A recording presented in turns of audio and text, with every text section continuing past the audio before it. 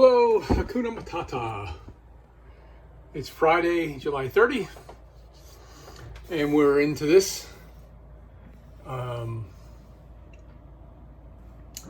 These are number 10 Phillips sheet metal screws because I happen to have some.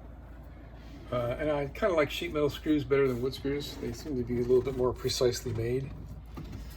And I countersunk so that they sit flat. And this piece of wood, if you can't tell, it's got a little bit of a, I guess you call it a rabbit cut. So this is flush with this, pretty much. All right, so when we're done with getting this piece of plywood mounted on here, we'll be able to put a cap on the front of this, and it'll sit flat on that and cover the edge of the plywood. That's the plan, although it looks pretty damn nice right there.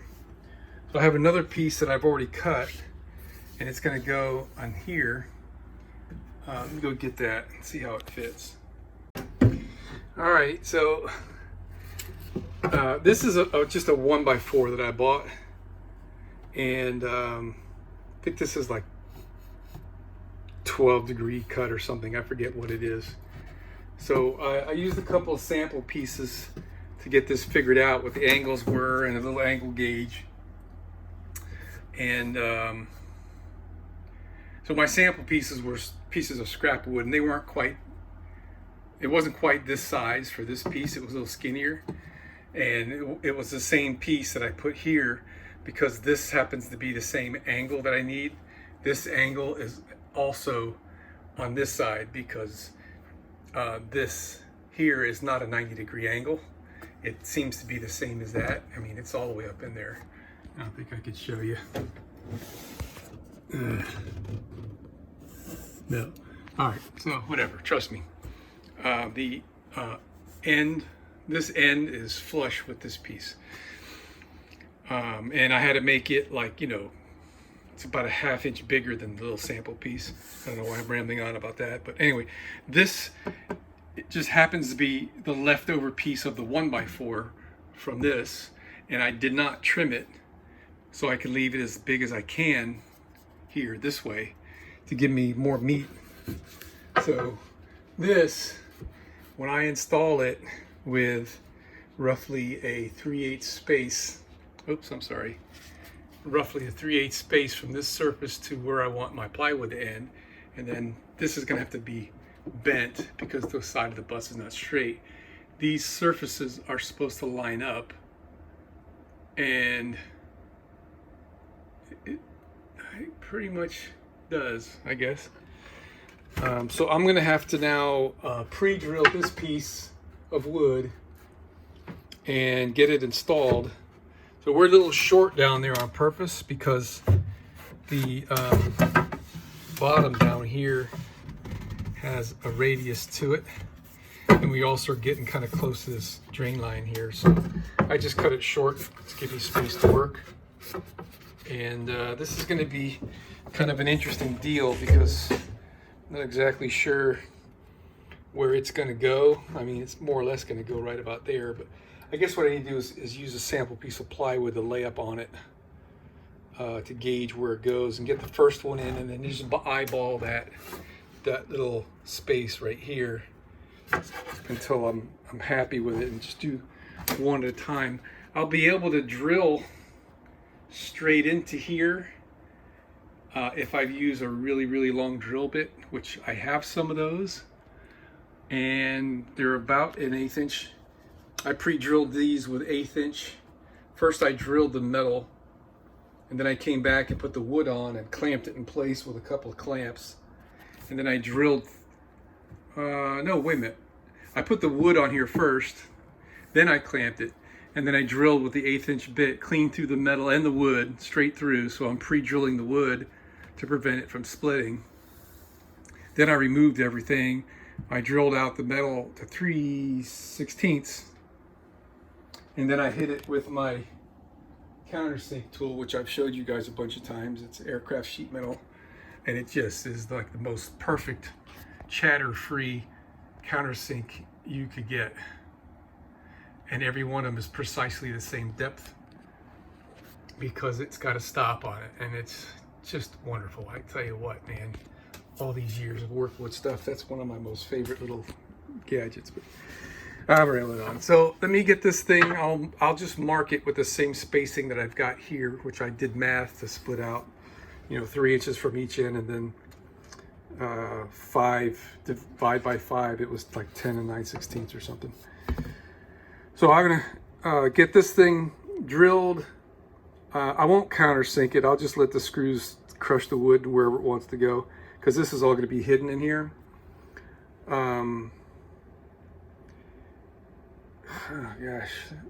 So I'm gonna have to do this in the same way. I'm gonna have to drill this with the 1/8 inch bit first.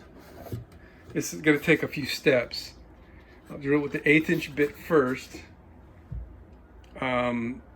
so I can line up the hole in the wood precisely with the hole in the metal, and just drill clean through it. I guess I'll start at the top. I'm yet to figure out what I'm exactly gonna do here, but I'll get that figured out pretty soon. Oh, we're up against an edge up there, so that's where that's gonna go. All right, so I'm using these screws. I picked these up at Lowe's yesterday. Grip Right, 1.25 Phillips drive. Says they're exterior. They're just painted, I guess. I don't know, but they go into sheet metal nice. They're quite strong, and I'm happy with them. And I'm screwing them right into the body of the bus, which is, it's like 16 gauge steel. It's pretty tough stuff. I also use these screws. These are also Grip Right exterior screws, wood construction screw. I don't know how you what's distinct about the screw. These are like a deck screw, and what's really great about these is they've got this like drill bit piece built into the tip, so when you're screwing this in the wood, supposedly you don't have to pre-drill, and it helps resist splitting the wood, and it does make quite a difference. And I like these a lot. They're Torx, which I like a lot.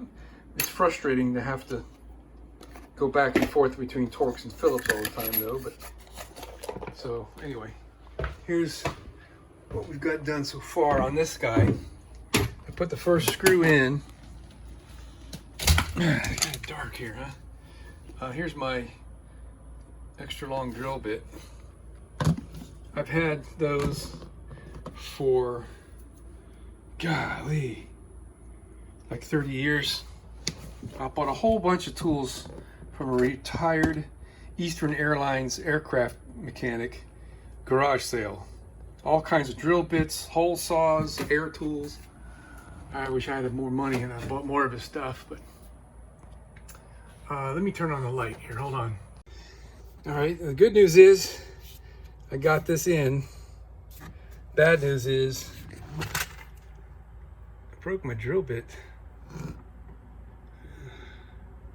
Jesus, that sucks. Let me show you what happened here. So this is 2 layers of thick of metal, right?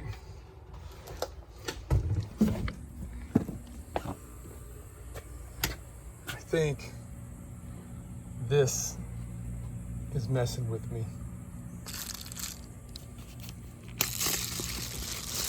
This is where we are, right there. So I think, I don't know what happened. Oh, maybe it hit the other side of that screw or something. Oh, not up about that high. I don't know what happened, man, but there's 2 layers of metal in there. And when I got through the first layer and hit the other one, it snapped. So let me see if I can sharpen this thing. Oh, gosh, it's always something. Well,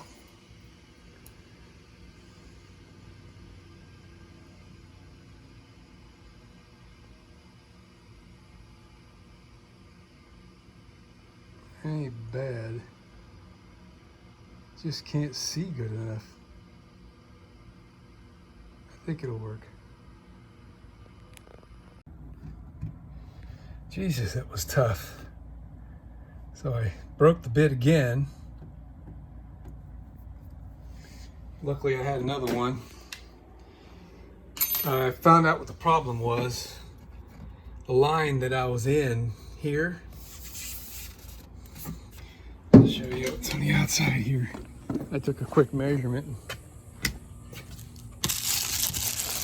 I measured from markings in this glass over, and I was right on the edge of this seam right here.